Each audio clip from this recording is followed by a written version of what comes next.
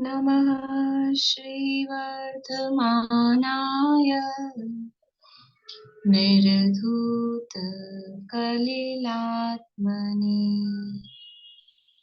सालोकानां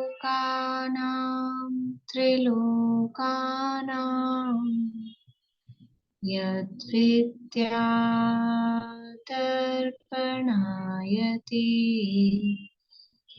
यद्विद्यातर्पणायते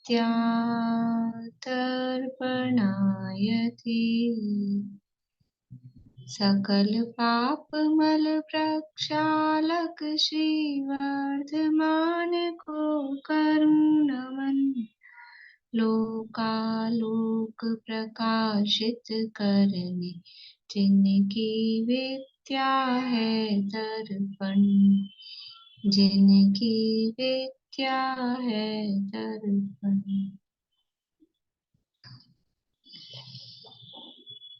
श्लोक पाठ करेंगे।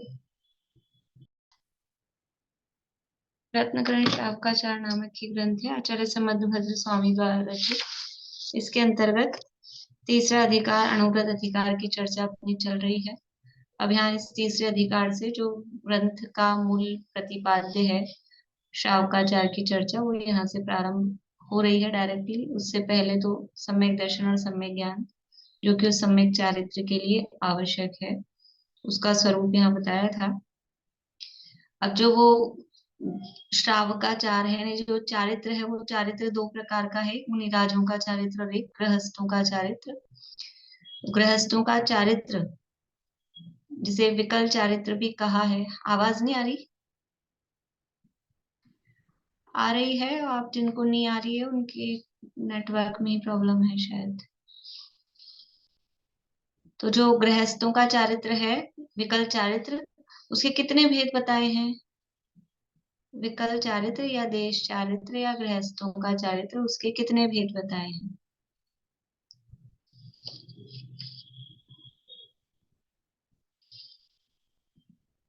बोली कविता जी। सकल चारित्र के 5 भेद हैं। सकल चारित्र को अनुव्रत भी कहते हैं। सकल चारित्र कहते हैं, सुनिए सुनिए सुनिए, सकल चारित्र को अनुव्रत कहते हैं। नहीं, सकल चारित्र को कहते हैं। सकल चारित्र को अनुव्रत कहते हैं।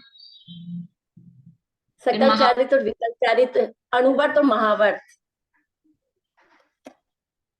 हाँ, तो प्रश्न क्या था मेरा? प्रश्न ये था, सकल चारित्र के कितने भेद? सकल चारित्र के भेद की चर्चा नहीं थी, प्रश्न था विकल चारित्र के कितने भेद हैं, गृहस्थों का जो चारित्र है उसके कितने भेद हैं बताए, वो प्रश्न था।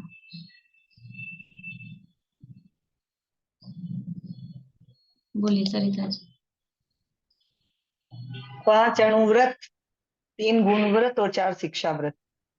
हाँ, 3 भेद किए, अणुव्रत, अणुगुण शिक्षा व्रतात्मकम चरणम, अणुव्रत, गुणव्रत और शिक्षा व्रत। उसमें से अणुव्रत 5 है, गुणव्रत 3 है और शिक्षा व्रत 4 है। कुल मिला के टोटल कहेंगे तो 12 व्रत इस तरह से हो जाते हैं।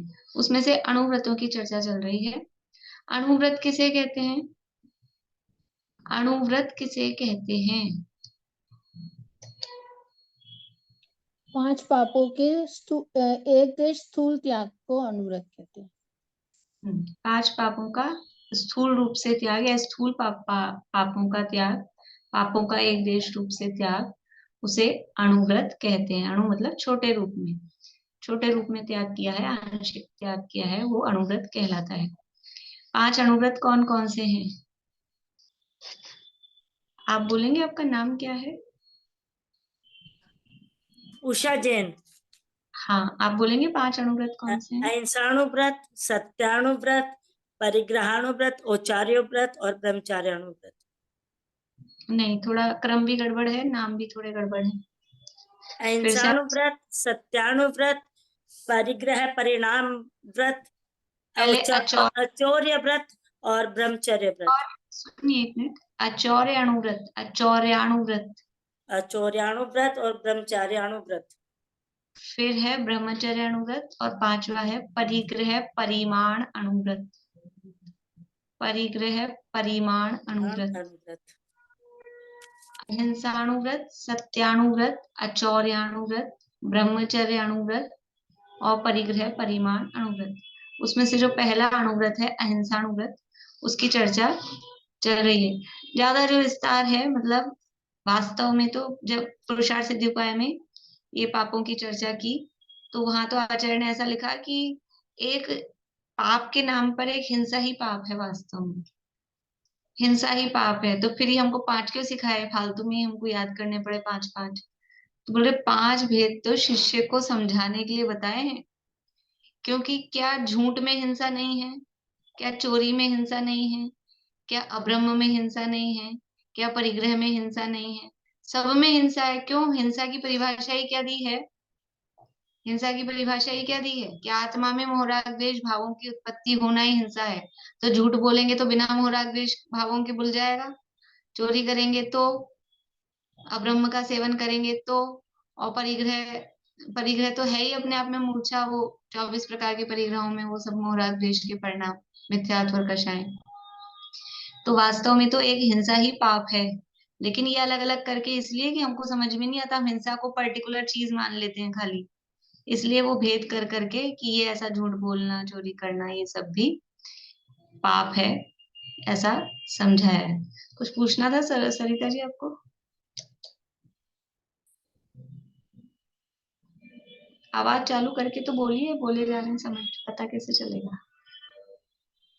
वो अभी आए थे ना उषा जी, वो बोले गिरिडीह से है, मेरी कजन भाभी लगते हैं, इसीलिए बता रहे। ठीक है।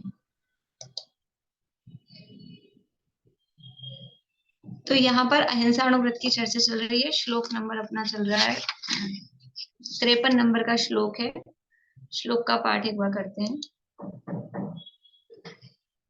संकल्पात् कृतकारित मननाद्योगत्रयस्य चरसत्वान् न हि नास्ति यत्तदाहुः स्थूलवधाद्विरमणं निपुणा। जो गृहस्थ मन वचन काय पूर्वक कृत कारित अनुमोदना रूप संकल्प से चर प्राणी 2 इंद्रियादि त्रस जीवों का घात नहीं करता है, उसे निपुण पुरुष अर्थात गंधर्व देव स्थूल हिंसा से विरक्त कहते हैं। ये हमने देखा था कि स्थूल हिंसा से विरक्त का क्या अर्थ है। स्थूल हिंसा से विरक्त का अर्थ है कि अगर यदि हम त्रस और स्थावर 2 तरह के जीवों के भेद करें तो त्रस जीवों की हिंसा से विरक्त है, और यदि 4 प्रकार की हिंसा के भेद करते हैं तो उनमें से 1 प्रकार की हिंसा से विरक्त है। 4 प्रकार की हिंसा कौन कौन सी है? 4 प्रकार की हिंसा।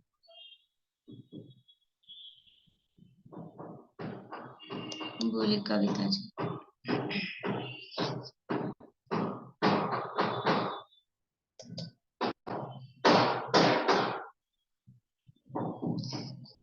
चालू नहीं हो रहा है, चलिए वर्षा भाभी। हाँ। विरोधी, संकल्पी, संकल्पी, विरोधी, आरंभी और उद्योगी। संकल्पी हिंसा, आरंभी हिंसा, उद्योगी हिंसा और विरोधी हिंसा। इन 4 प्रकार की हिंसा में से एक संकल्पी हिंसा का त्यागी होता है, बाकी हिंसा का त्यागी नहीं होता। इसका मतलब व्यर्थ में करता है ऐसा नहीं है, है ना। वृथा था वर्ण संहारे, वो छड़ालय में आता है। त्रस हिंसा को त्याग, वृथा था वर्ण संहारे, त्रस हिंसा का तो त्याग करता है, संकल्पी हिंसा का तो त्याग करता है, और व्यर्थ में स्थावर जीवों की हिंसा नहीं करता। व्यर्थ में आरंभी, उद्योगी, विरोधी हिंसा भी जबरदस्ती, अपने त्याग तो है नहीं तो करो खूब, ऐसा नहीं करता है, तो उसके ये अहिंसा अणुव्रत होता है। उसका खुलासा यहाँ पर चल रहा है।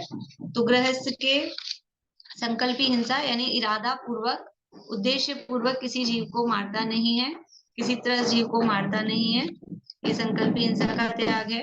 और आरंभी हिंसा उसके जीवन में भोजन आदि बनाने में कूटना, पीसना, पानी भरना, छानना, झाड़ू बुआरी करना, इन सब में आरंभी हिंसा होती है, उससे वो बच नहीं पाता है। लेकिन उसमें कैसे करता है वो काम, देखो सावधानी पूर्वक काम करे तब तो वो अणुव्रती है और हमारे त्याग नहीं है। तो अणुव्रती तो वास्तव में ऐसा करेगा नहीं, ये सोचेगा ही नहीं, उसके तो अंदर परिणाम ऐसे हैं।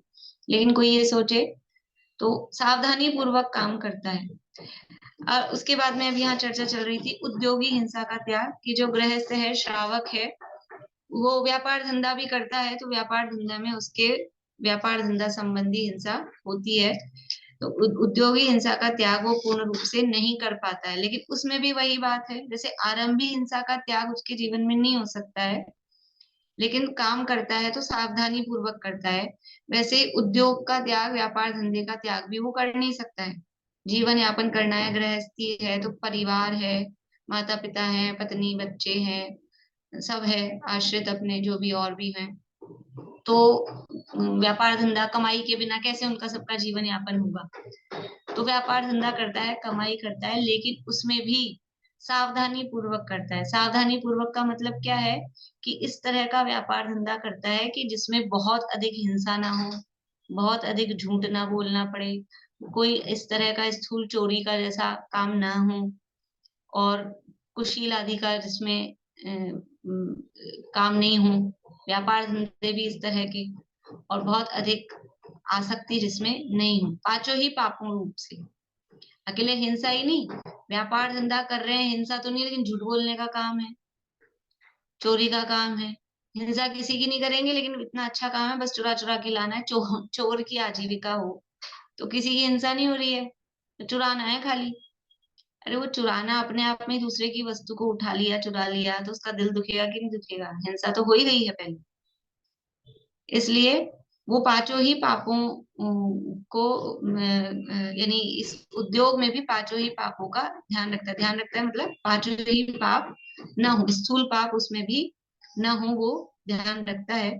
तो यहाँ पर कहा कि जो काम बताए गए हैं शास्त्रों में, कर्म कहे गए हैं, वो 6 प्रकार के कहे गए हैं। कौन से 6 कर्म कहे गए हैं? 6 कर्म कहे गए हैं। असी मसी कृषि विद्या शिल्प, और असी मसी कृषि विद्या शिल्प, एक और कौन सा? वाणिज्य। वाणिज्य।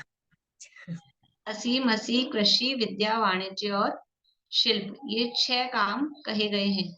तो जो गृहस्थ है, इन 6 कामों में से कोई ना कोई काम करता है, पर अब उसमें भी कुल के आधार पर कि उच्च कुलीन को कौन से काम करने योग्य हैं, और कुछ काम है वो नीच कुल वाले, मतलब वो करते हैं, नीच कुल वाले होते हैं, लेकिन ऐसा नहीं वो गृहस्थ नहीं हो सकता है, मतलब श्रावक नहीं हो सकता है। वो भी श्रावक तो हो सकता है, और अब उसकी कोई आजीविका का कोई दूसरा उपाय नहीं है, वही आजीविका उसकी चल रही है, तो उसमें वो किस तरह से वो बेस्ट पॉसिबल वो सावधानी उसमें रख सकता है, वो थोड़ी सी चर्चा यहाँ पर की गई है। कि जो श्रावक की जो आजीविका है वो कैसी है, कि वो लोभ से रहित हो, आजीविका करे लेकिन उसमें इस तरह का परिणाम नहीं हो कि बहुत अधिक लोभ हो, मायाचारी हो, बहुत अधिक क्रोध आदि के परिणाम हो, संक्लेश भाव जिसमें होता हो, ऐसी आजीविका नहीं करना चाहिए। फिर बीच में इसमें विरोधी हिंसा की बात हो गई थी, अब अपन आगे ये आजीविका की ही चर्चा प्रारंभ करते हैं। कि विरोधी हिंसा का भी उसके श्रावक के जीवन में सर्वथा त्याग नहीं हो सकता है। कोई यदि अपने ऊपर आक्रमण करे, अपना घात कर रहा हो, अपना बुरा कर रहा हो, या अपने परिवार का, या अपने समाज का, या धर्मायतनों का, या इस तरह की आजीविका में है कि देश की रक्षा में वो लगा हुआ है, तो वो उसमें विरोधी हिंसा उसके साथ में, मतलब उसके जीवन में पॉसिबल हो सकती है।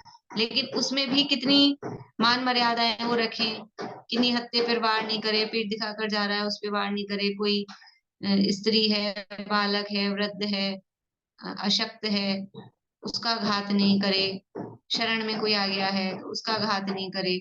इस तरह से अनेक प्रकार से, मतलब न्याय नीति पूर्वक विरोधी हिंसा भी कर रहा है तो न्याय नीति पूर्वक, आरंभी उद्योगी हिंसा भी कर रहा है तो वो भी न्याय नीति पूर्वक काम करता है। हिंसा भले ही होती है जीवन में, लेकिन उसमें यत्नाचार मतलब न्याय नीति का ध्यान रखता है। देखिए पेज नंबर है 91। स्याही से न्याय नीति पूर्वक आजीविका करनी चाहिए। स्याही वाला 80 की बात यहाँ कर दी, तलवार आदि का जो शस्त्र से आजीविका कर रहा है उसकी बात यहाँ ऊपर हो गई है। फिर है मसी, 6 प्रकार के काम बताए ना, तो उसमें है मसी। मसी का मतलब है स्याही। स्याही से न्याय नीति पूर्वक ही आजीविका करनी चाहिए। आमद खर्च लिखने की जीविका हो तो मायाचार आदि दोष रहित होकर स्वामी के कार्य को यथावत सही लिखकर जीविका करना चाहिए। यदि कोई अकाउंटेंसी वाला कुछ काम है तो उसमें बराबर यथार्थ सही सही जो भी खाते बही हैं वो सही सही ही लिखना चाहिए। फिर है तीसरा है कृषि। बोलिए सेजल। जय जी नहीं तो छोटी मैम, ये कौन सा बुक चल रहा है? रत्नकरण शावकाचार है, नंबर कौन 90। हाँ रत्नकरण शावकाचार हाँ, और कौन सा वो पेज नंबर? 91। 91। ठीक। हम्म।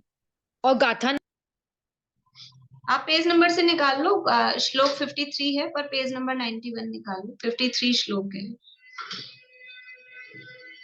खेती का त्याग। देखो, खेती का त्याग कह रहे हैं कि जो अभी नीचे यहाँ एक लाइन आगे देंगे कि उच्च कुल वाले को तो खेती करनी ही नहीं चाहिए, आगे कहेंगे, लेकिन अब कोई माली जाट इत्यादि कुल में है, अन्य जीविका नहीं है, वो भी सम्यक दृष्टि हो सकता है, वो भी श्रावक के व्रत ग्रहण कर सकता है, लेकिन अब उसके पास दूसरी जीविका नहीं है, तो वो कृषि द्वारा आजीविका करते हुए भी दया धर्म को उसको नहीं छोड़ना चाहिए। जो खेत पहले बोता आया हो उसी का प्रमाण करके अधिक का त्यागी होकर खेती करे। अब देखो, कोई मतलब ये किसको कह रहे हैं खेती वाली बात? कोई ये कह सकता है इन्होंने भी तो खेती करने के लिए हाँ करी कि हाँ भाई खेती करे तो अन्य आजीविका नहीं हो तो खेती करे। अब कोई कहे हमारे पास कोई आजीविका नहीं है, ऐसा नहीं है। हम लोग तो शौक से करते हैं, आजीविका खूब है, खूब आजीविका है, खूब धन संपत्ति, इसलिए तो खेत खरीदते हैं। अब उसको फार्म नाम बोलते हैं, फार्म को हिंदी में क्या बोलेंगे? खेती तो होता है। और फिर क्या करते हैं उसमें उसमें चीजें उगाते हैं, कुछ कुछ पेड़ लगाते हैं, कुछ कुछ फसल उगाते हैं। ये क्या हो रहा है कि वो तो आदमी करता है, अपन थोड़ी ना करते हैं। आदमी कर रहा है, उसका मालिक कौन है? उसका स्वामित्व किसको है? वो तो हमारे उसमें कर रहा है ना, स्वामित्व किसके पास है उसका? जिसका स्वामित्व है उसको फल लगेगा कि नहीं लगेगा? अच्छा, समझ लो कहीं दो राजाओं में, दो देशों में युद्ध हुआ, तो लड़ने कौन जाता है? समझ लो भारत पाकिस्तान समझ लो अभी, तो कौन लड़ता है वहां बॉर्डर पे?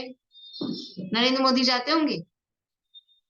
नरेंद्र मोदी लड़ने जाते हैं कि राष्ट्रपति जाते हैं? कौन जाता है? सैनिक लड़ते हैं। लेकिन जीत किसकी कही जाती है और किसको क्रेडिट मिलता है? कि जो राष्ट्र का नेता है, जो राजा है, जो प्रधानमंत्री है, उसको ही क्रेडिट मिलेगा ना, उसी की वाहवाही प्रशंसा निंदा जो भी होगी वो उसी की होगी। तो वहां जो खेती की जा रही है वो स्वामित्व किसका है? करने वाले का स्वामित्व नहीं है, कराने वाले का स्वामित्व है। तो यहाँ तो जिसकी बात चल रही है वो तो अब कोई पहले से ही जन्मजात ही माली है, जाट है, खेती कर ही रहा है, उसके परिवार में कुल परंपरा से वही काम चल रहा है, उसने धर्म का श्रवण किया, उपदेश मिला, सम्यक दर्शन हो गया, वो श्रावक के व्रत ले सकता है कि नहीं ले सकता है? ले सकता है, पंचम गुण स्थान तक ले सकता है। तो वो श्रावक के व्रत ले रहा है। अब वो क्या करे? श्रावक हो गया तो अब काम धंधा छोड़ दे।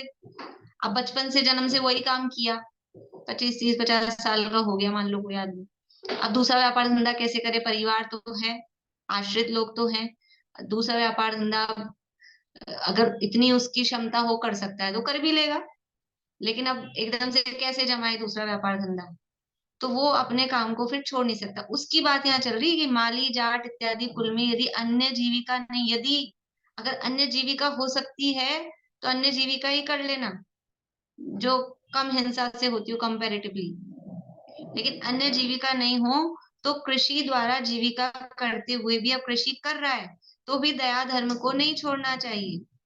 जो खेत पहले बोताया हो उसी का प्रमाण करके कि अब ये जितना मैं कर रहा था पिछले समयों से, समझ लो जन्म से या जो भी जो अपने पास जितना खेत है बस उतना ही खेत रखूंगा और नया ज्यादा नहीं खरीदूंगा, आगे दूसरा खेत नहीं खरीदूंगा, दूसरा खेत नहीं बनाऊंगा, दूसरी किसी तरह का और काम खेती का नहीं करूंगा।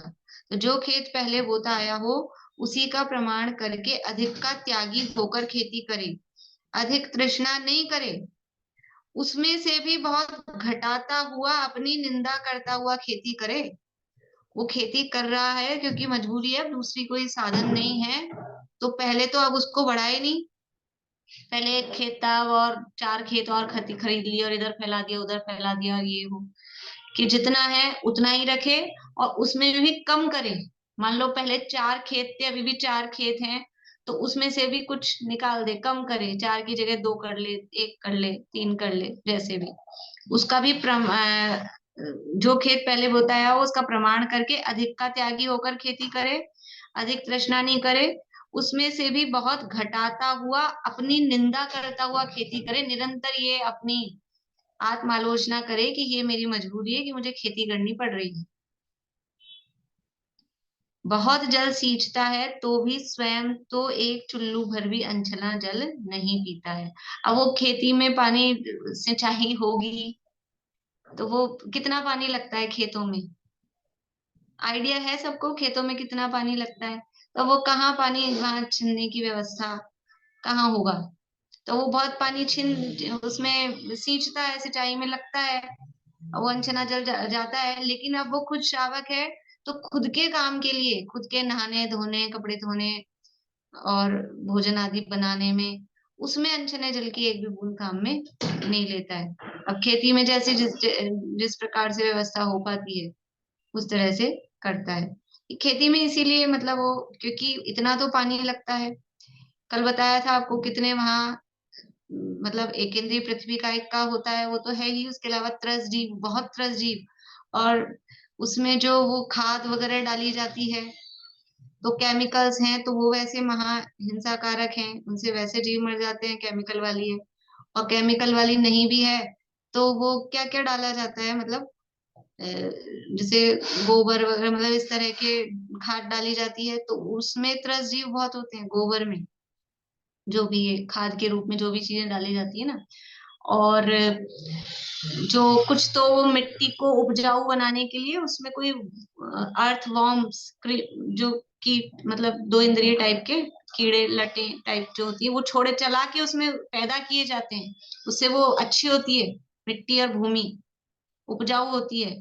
तो वो सब बुद्धि पूर्वक उनकी योनि तैयार करके उनको पैदा किया जाता है, फिर पैदा तो हो जाता है, आपकी भूमि अच्छी हो गई, फिर आप उसमें खेती कर दोगे, वो सब उनको अच्छी दूसरी जगह पहुंचाओगे क्या, वो सब वहां मरते हैं। फिर कितने ही तो कीटनाशक वगैरह ये सब डालने पड़ते हैं, वो तो जो भी है चीजें उसके उपाय बचाव के वो सब करने ही पड़ते हैं, तो वो हिंसा बहुत होती है ओवरऑल देखा जाए तो उसको करने में हिंसा बहुत होती है।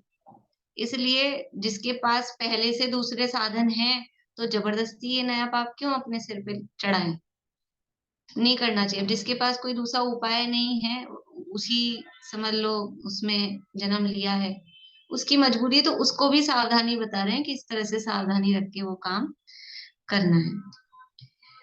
कोई आकर बहुत धन भी देवे और कहे कि तुम यहाँ धान्य के बहुत वृक्ष पौधे काटते हो, हमसे एक स्वर्ण की मोहर लेकर हमारे वृक्ष की एक डाली काटाओ, तो भी वह लोभ के वश होकर कभी नहीं काटता है। अब खुद की फसल उगाएगा वो आदमी तो फसल काटेगा भी, फसल काटेगा तो वो काटने में पाप लगेगा कि नहीं लगेगा भाई। अभी वो वनस्पति का एक है फसल जो लगी हुई है पेड़ पे जो फल लगे हुए हैं वो सब अभी वनस्पति कायिक हैं, फिर उनको तोड़ेगा फसल को काटेगा तो वो वनस्पति काय की हिंसा का उसमें दोष लगेगा ही। लेकिन अब खुद की व्यापार ही मतलब धंधा ही यही है तो करता है। अब अगर वो श्रावक है तो कोई उसको कहे कि एक हमसे स्वर्ण की मोहर ले लो, सोने का सिक्का गिन्नी ले लो, समझ लो लाख रुपया ले लो, ऐसा कोई कहे, और हमारे पेड़ में एक डाल जरा लटक रही है, हमारे घर में आती है कचरा करती है, जरा उसको काट दो, तो वो कोई सोना चांदी हीरा जवाहरात भी देगा तो भी वो उसको नहीं काटेगा लोभ में आकर। अभी तो खुद का व्यापार धंधा है तो फसल काटनी पड़ती है, वो अलग बात है। लेकिन लोभ में आकर और किसी और के, दूसरों के ये काम नहीं करेगा। तो इसीलिए अपने घर में हम कुछ काम करते हैं, करने पड़ते हैं, जो भी घर गृहस्थी के काम होते हैं। तो कोई ऐसा कहे कि आपने अपने घर में भी तो ये मान लो हिंसा का कुछ इस तरह का काम हुआ हो, तो हमारा भी कर जाओ। कि इसी में वो आगे आएगा, मतलब पांचवें गुणस्थानवर्ती की बात है कि कोई पंचम गुणस्थानवर्ती है, विवाहित हो सकता है, उसके बच्चे हो सकते हैं, तो अपने बच्चों की शादी ब्याह कराना उसकी जिम्मेदारी होती है। तो अपने बच्चों की शादी ब्याह कराएगा, लेकिन फिर दूसरों के बच्चों की शादी ब्याह कराने की जिम्मेदारी नहीं होती उसमें। वो अनुकृत कार्यत अनुमोदना से किसी भी रूप में उसमें सहमति नहीं देता है, जो अणुव्रती होता है, जो गृहस्थ होता है। दूसरे के बच्चों की शादी ब्याह कराने में कि इसको इसका रिश्ता बता दिया, बीच मीडिएटर हो गए कि कुछ नहीं। ऐसे ही यहाँ पर भी कि खुद का व्यापार धंधा है, तो खुद के व्यापार धंधे में जो भी करना पड़ रहा है वो एक अलग बात है। दूसरे के जाके जबरदस्ती उसके घर में भी, उसके यहाँ भी ये काम करिए है कि नहीं, अपना करना वो हमारी मजबूरी है। सारी दुनिया का करने का ठेका नहीं होता है। अब दुनिया में तो काम होंगे ही ना, सबकी हिंसा अपने माथे कैसे लेंगे, हिंसा तो उसमें होगी ही। तो कोई आकर बहुत धन भी देवे और कहे कि तुम यहाँ धान्य के बहुत वृक्ष पौधे काटते हो, हमसे एक स्वर्ण की मोहर लेके हमारे वृक्ष की एक डाल ही काटाओ, तो भी वह लोभ के वश होकर कभी नहीं काटता है। और ये करने पड़ते हैं। मतलब हम इधर देखते हैं हमारे कॉलोनी में, अब वो पेड़ लगे हैं, सड़क पे लगे हैं और लोगों के घरों में भी लगे हैं, तो वो बढ़ते हैं। अब बढ़ते हैं, बहुत बढ़ जाते हैं, तो किसी के घर में समझ लो आगे आ जाते हैं, कहीं अड़ते होंगे, कहीं कचरा होता है, तो कटवाते रहते हैं। जैसे दिवाली पे जब सफाई होती है ना, तो पूरे सड़कों पे ऐसे दिखता है पेड़ों की सफाई हो रही है। दिवाली की सफाई में पेड़ों की डालियां सब काट देते हैं, कटवा देते हैं। तब ये सब, और भी कुछ लोग सुंदरता के लिए कि वो ऊंची नीची टेढ़ी मेढ़ी घास हो जाती है, घास लगा रखी है या और भी कुछ चीजें लगा रखी है, तो वो अच्छी नहीं लगती, तो वो उसको बराबर सिमिलर कराएंगे। झट इतनी बड़ी, वो देखने में कितना हिंसा का उपकरण लगता है। वो माली आता है तो इतनी बड़ी कैंची होती है उसकी, माली की, देखी होगी आप लोगों ने। तो इतनी बड़ी कैंची से वो मतलब जैसे अपने हाथ पैर उंगलियां कोई काट दे, ऐसे कट कट, ऐसे वो झट झट काट जाते हैं। वो महाहिंसा उसमें होती है।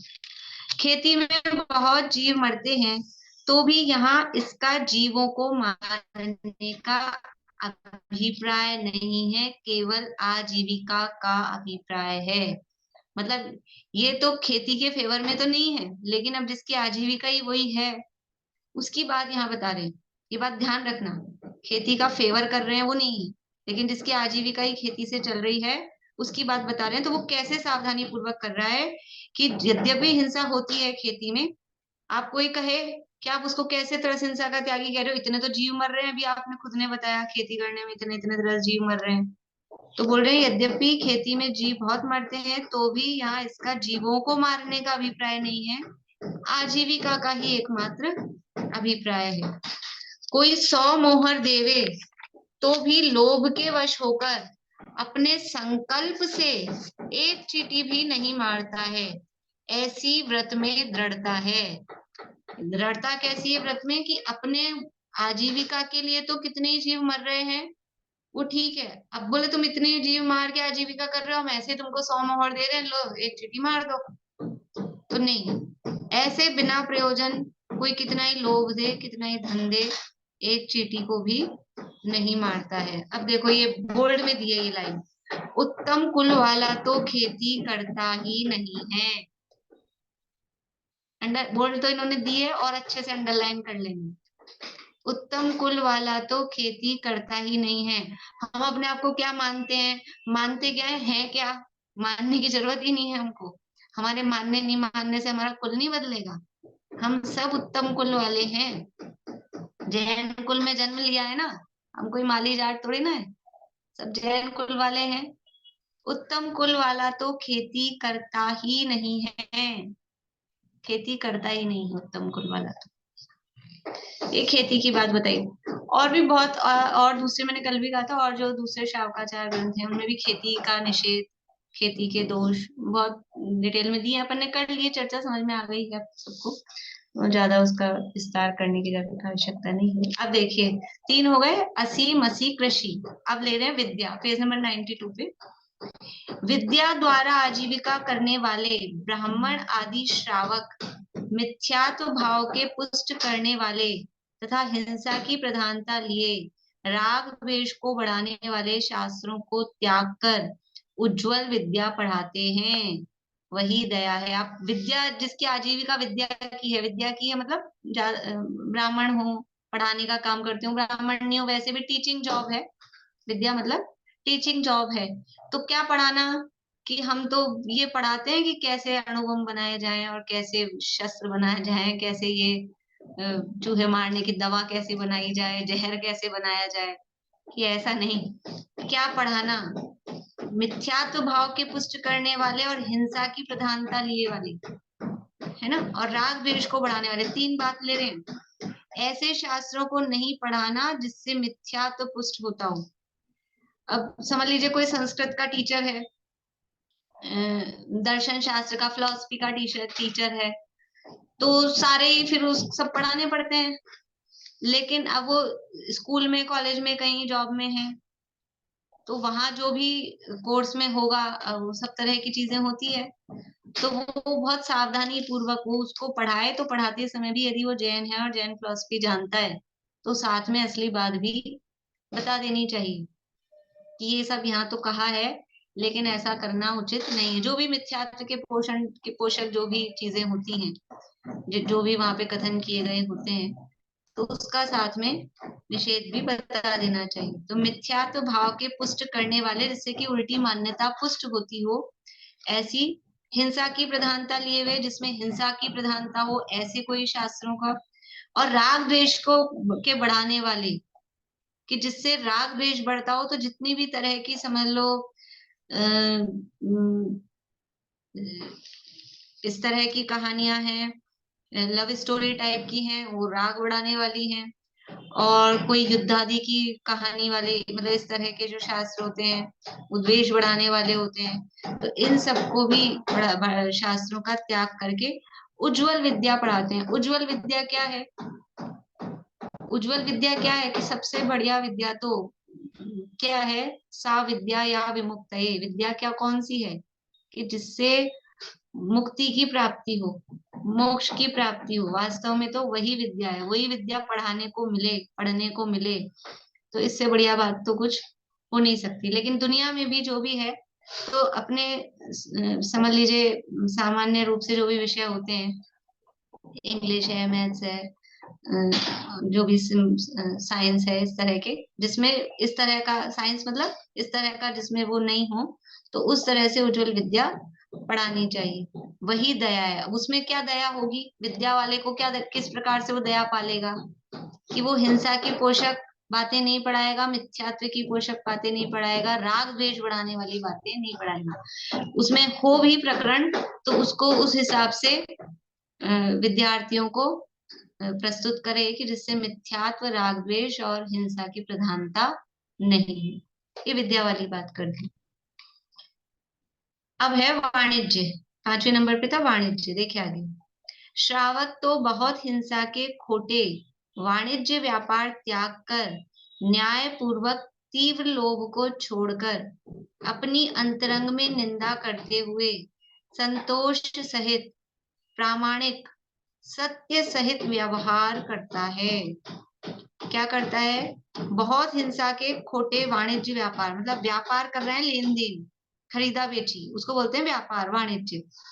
तो उसमें भी ऐसा लेन देन, ऐसा व्यापार नहीं जिसमें बहुत हिंसा होती हो, कि हम तो खरीदते और बेचते हैं। क्या खरीदते और क्या बेचते हो? कि शराब खरीदते बेचते हैं, कि मांस खरीदते बेचते हैं, ये महा हिंसा के काम। ऐसा व्यापार नहीं करना। चमड़े का, ये सब हिंसक चीजें हैं। तो ऐसे खोटे वाणिज्य व्यापार का त्याग कर न्याय पूर्वक, पहली बात, व्यापार कर रहे हैं तो क्योंकि व्यापार में मार्जिन बहुत होता है। देखो, ये थोड़ा बहुत अगर कॉमर्स की यानी इसकी नॉलेज हो, तो जो प्रोडक्शन जो करता है, उत्पादन जो करता है, मतलब जो खेती कर रहा है, अपने देश की भी हालत पता है आप लोगों को कि किसान इतना खेती करता है, लेकिन सबसे गरीब कौन रहता है? किसान गरीब रहता है। अपने पास वही चीजें, वही अनाज, वही गेहूं, वही फल सब्जियां कितनी महंगी आती हैं, और इतनी महंगी होती है, तो वो तो उनको तो माला माल हो जाना चाहिए किसानों को तो, लेकिन वो गरीब के गरीब रहते हैं, और हमको चीजें मिल रही है महंगी। तो फिर बीच में पैसा कौन बनाता है? पैसा बनाता है वाणिज्य करने वाला, जो उगा नहीं रहा, जो यूज में भी नहीं ले रहा, जो केवल इधर का उधर, जो बीच में यानी व्यापार कर रहा है। जैसे समझ लीजिए जो भी है, हाँ, व्यापारी लोग ही जिसे अपन कहते हैं व्यापारी, तो वो खरीदता तो सस्ते में है, और फिर उस पे वो उसका रेट बहुत बढ़ा देता है उस पे, उस हिसाब से, तो वो महंगी बिकती है। तो ये कह रहे हैं कि अभी आप व्यापार कर रहे हो, वाणिज्य कर रहे हो, तो ऐसा नहीं हो कि उसका तो खून चूसो, उत्पादन करने वाले का तो, खेती करने वाले का तो, और जनता का भी खून चूसो, इतनी महंगी बेचो। न्याय नीति पूर्वक, ना, न्याय पूर्वक, कि जितना एक एक मतलब हिसाब रखे कि हम इतना उसमें मार्जिन लेंगे, इतना प्रॉफिट लेंगे, बहुत अत्यधिक महंगा उन वस्तुओं को नहीं करेंगे। न्याय पूर्वक, तीव्र लोभ को छोड़कर, अपनी अंतरंग में निंदा करते हुए, कि व्यापार धंधा कम करना पड़ रहा है, खरीद तो कितने में रहा हूं, बेच कितने में रहा हूं। अभी मायाचारी है कि नहीं है? खरीदी 10 रुपए में और बेच रहे हैं 100 रुपए में, और फिर भी तो बोलते क्या है, अरे मैं तो आपको आए भाव से भी कम में दे रहा हूँ। बोलते ऐसा है वो, ये व्यापारी की समझ लो। अब ये क्या बोले, इसको कला बोले कि मजबूरी बोले कि बोलना बोले, जो भी है वो ऐसा होता है। तो कह रहे हैं कि अपनी अंतरंग में निंदा करते हुए, कि अब मैं अगर जितने में आई उतने में ही बेच दूंगा, तो फिर कमाऊंगा क्या, फिर अपनी जीविका कैसे चलाऊंगा? तो मुझे कुछ अधिक तो लेना पड़ रहा है, लेकिन अत्यधिक, बहुत अधिक मैं नहीं लूं, न्याय नीति पूर्वक करूं, और ये काम भी मुझे कब छोड़ना पड़े, ऐसी अपने अंतरंग में निंदा करते हुए संतोष सहित, कि जितना मिल रहा है, जितना प्रॉफिट हम ले रहे हैं, जितना मार्जिन है, उतना बहुत है, संतोष सहित, प्रामाणिक सत्य सहित व्यवहार करता है। जो भी चीजें वस्तुएं बेचे, वो प्रामाणिक मतलब सही हूँ, नकली नहीं हूँ, अप्रूव्ड हो, सही हो, बराबर प्रामाणिक हो, और सत्य सहित व्यवहार करे, झूठ बाजी का काम नहीं करे, सत्य सहित व्यवहार करता है। दया धर्म को नहीं भूलता है, सब जीवों को अपने समान जानता हुआ व्यापार करता है। बहुत सारी बातें हैं, कोई गलती से रुपया ज्यादा दे गया है, सामान भूल गया है, कम दे गया है, तो वो बराबर उसका, अब खुद को समझ में आ गया है इसने रुपया ज्यादा दे दिया है, अभी नोट 100 से दिखते हैं, नए नए नोट आ गए, तो 200 की जगह 2000 का दे जाए, तो भाई वो दे गया, हम क्या करें, रख लो जेब में। तो नहीं, बराबर उसका न्याय सहित ध्यान से, कि उसका आपने भाई साहब ज्यादा दे दिए हैं, इस तरह से व्यापार करता है। देखिए ये और पूरा कर लेते हैं 2 मिनट में। अब है विद्या वाणिज्य, और अंतिम है शिल्प। शिल्प कर्म करने वाला शूद्र भी, देखो शिल्प कर्म कौन करते हैं, तो मुख्य रूप से वो मुख्यतः से शूद्र है। अगर वो शूद्र भी है और शिल्प कर्म कर रहा है, तो भी जो श्रावक के व्रत ग्रहण करता है, वह बहुत निंद्य कर्मों को तो छोड़ ही देता है। बहुत ही ज्यादा अगर इस तरह के काम है, तो उनको छोड़ ही देता है। यदि छोड़ने में समर्थ नहीं हुआ, तो उसमें बहुत हिंसा को टालकर दया रूप प्रवर्तता है। संकल्प पूर्वक किसी को मारना ही है, ऐसा जानबूझकर घात नहीं करता। अब ये शिल्प कर्म में ये सब, जैसे जो कल भी मैंने आपको बताया था, मतलब जैसे कारीगर हैं, मकान बनाने वाले, और भी चीजें सब बनाने वाले, वो शिल्प कर्म के अंतर्गत आते हैं। तो इसमें शूद्र भी होते हैं, अब ये शूद्र में ले रहे हैं, तो और भी तरह के काम करने वाले, वो सब इसके अंतर्गत आ जाएंगे, साफ सफाई करने वाले भी। तो जो बहुत ही ज्यादा निंद्य कर्म है, उसको तो वो छोड़ ही देता है, और नहीं पॉसिबल हो रहा है, तो भी बहुत अधिक हिंसा उसमें नहीं हो पाए, इस तरह का काम करता है। संकल्प पूर्वक किसी को मारने का संकल्प, यानी किसी को मारना ही है, ऐसे घात करना ही है, इस तरह के काम नहीं करता है। बोलिए। मैं मतलब इसका ये अर्थ हुआ कि जो चारों प्रकार की हिंसा है उसमें संकल्पी हिंसा को छोड़कर अगर कोई भी कार्य यत्नाचार पूर्वक करते हैं और उसमें मतलब जीवों की हत्या भी हो रही है, हिंसा भी हो रही है, तो दोष कम लगेगा, हाँ, ऐसा समझे? ऐसा तो वो समझे समझे तो ऐसा ही, लेकिन उसमें भी किसको, यदि वो मतलब चारों प्रकार की हिंसा यानी 3 प्रकार की हिंसा हो रही है, लेकिन वो एबल, उसको जरूरत ही नहीं उस तरह की हिंसा करने की, लेकिन हम सावधानी पूर्वक कर रहे हैं भी हिंसा, तो नहीं चलेगा। जैसे अभी मैंने कहा ना खेती के संबंध में, कि हमको जरूरत ही नहीं है खेती की, लेकिन हम सावधानी पूर्वक करते हैं, साहब हम तो पूरा पानी छनवा के सिंचाई करवाते हैं, तो फिर वो नहीं चलेगा। वो यह उसी के लिए है, यत्नाचार पूर्वक सावधानी पूर्वक जो भी 3 प्रकार की हिंसा हो रही है, कि उसकी आजीविका वही है और दूसरा कोई रास्ता, कोई ऑप्शन उसको मिल नहीं रहा है, तो ही वो श्रावक कहलाने के योग्य होगा, तभी वो श्रावक के व्रत उसके पल पा रहे हैं, तभी उस वो तरस हिंसा का या हिंसा का एक देश त्यागी कहलाए। ठीक है। नहीं, जनरल में भी जैसे बोल रही हूँ मैं, हम लोग सामान्य लोगों के। हाँ, तो जनरल में मतलब, पर ये कंडीशन उसमें रखनी पड़ेगी, जनरल में भी ये कंडीशन तो रखनी पड़ेगी। मतलब वैसे जनरल में ये है कि बाकी 3 हिंसा, तो वो 3 हिंसा उसकी भूमिका के योग्य, त्रस हिंसा का पूर्ण रूप से त्यागी है, संकल्पी हिंसा का पूर्ण रूप से त्यागी है, और संकल्पी हिंसा को छोड़ के बाकी की जो 3 हिंसा हो रही है, वो उसकी भूमिका, वो जिस जगह भी है, जिस कुल वाला है, जिस पद वाला है, जिस तरह की उसकी है, उसके हिसाब से ही। ऐसा नहीं कि कुछ भी भाई ये तो कहा ही है, ये तो शुरू में ही कहा था कि भाई ये तो अलाउ ही हमको किया है, तो फिर कुछ भी करें, ऐसा नहीं है। हर व्यक्ति के हिसाब से वो, हर व्यक्ति का अलग अलग बनेगा। ये जो 3 हिंसा का कितना क्राइटेरिया है, तो हर व्यक्ति का व्यक्तिगत ही बनेगा, कि किस, जैसे परिग्रह परिमाण, वो सबका व्यक्तिगत होता है।